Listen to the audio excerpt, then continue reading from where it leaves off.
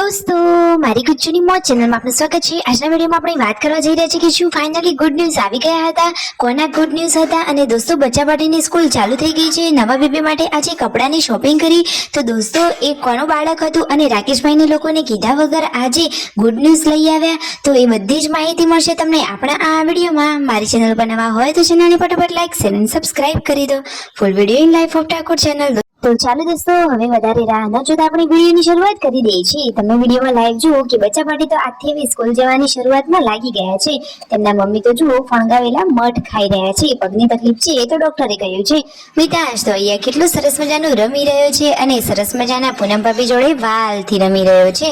અને આ બાજુ જુઓ રસોઈનું કામકાજ ચાલુ થઈ ગયું છે। જુઓ પાર્વતી ભાભી સરસ મજાની ચૂલા ઉપર ગરમા ગરમ રોટલીઓ બનાવી રહ્યા છે અને સંજયભાઈને તો લાગી હતી ભૂખ, તો એ તો જમવા માટે પણ બેસી ગયા છે। સરગવાની શેગોનું સરસ મજાનું શાક બનાવ્યું છે અને તેમને આજે કઈ જગ્યાએ બહાર જવાનું હતું, કઈ જગ્યાએ શેનો પ્રોગ્રામ છે અને ત્યાં પણ જમણવાર છે। તો ચાલો દોસ્તો તમને એ પણ જણાવી દઈએ કે ક્યાં જવાનું છે। એમને એક બાબરીનો પ્રસંગ છે ત્યાં જવાનું છે, તો ત્યાં તેમને હાજરી આપવાની છે। અને જુઓ પૂનમ ભાભીને શું આજે હોસ્પિટલે લઈ જવાના છે, ડોક્ટરે કઈ બતાવવાનું કહ્યું છે। ફાઇનલી બાબરીના પ્રસંગમાં પહોંચી ગયા છે। સરસ મજાનો જમણવાર છે, લાડુ, દાળ ભાત, શાક, પૂરી, સરસ મજાની ફૂલ ડીશ જમવાની રેડી છે। આ રહ્યા એ મહેમાનો કે જેમના ત્યાં બાબરીનો આ પ્રસંગ હતો અને ત્યાં રણજીતભાઈ ને સંજયભાઈ હાજરી આપી ઘરે રિટર્ન આવ્યા પછી જ સમાચાર આવ્યા સરસ મજાના એક ગુડ ન્યૂઝ લેવા માટે તેઓ જઈ રહ્યા છે હોસ્પિટલે। તો કોણ ગુડ ન્યૂઝ આપી રહી છે, બધા જ લોકોના ચહેરા પર આટલી બધી સ્માઇલ, શું ગુડ ન્યૂઝ છે, સાચી હકીકત શું હતી, બધું તમને આ વિડીયોમાં લાઈવ જોવા મળશે।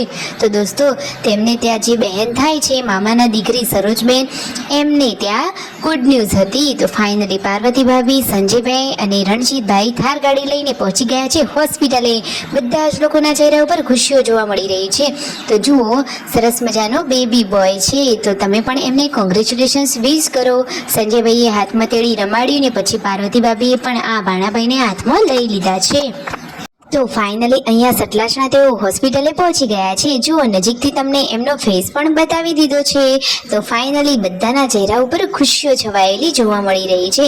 અહીંયા ત્યાં હાજરી આપી અને આ બોલમણાને વધાવી હવે બહાર થોડીક શોપિંગ કરવા માટે આવી ગયા છે।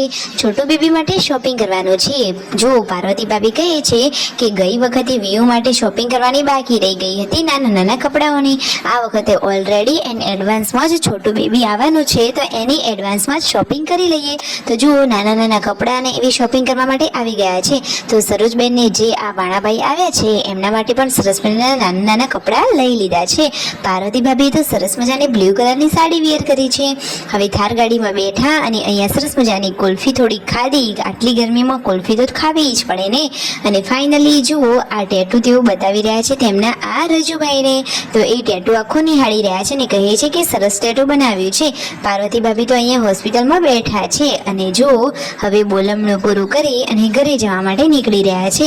તો સરસ મજાની આજે એમને ગુડ ન્યૂઝ મળી ગઈ છે અને કહે છે કે હવે આપણા ઘરમાં પણ ફટોફટ આવી કિલકારીઓ વાળું બાળક આવી જાય, સરસ મજાની ખુશખબરીઓ છવાઈ જાય, ગુડ ન્યૂઝ આવી જાય તો બધા જ લોકો ખુશ થઈ જાય। તો ફાઇનલી હવે જુઓ આ તેમના બીજા બેની બા કે જે આવજો જજો કરી મૂકવા માટે આવી રહ્યા છે અને એમને તો અહીંયા સ્પેશિયલ રૂમ છે।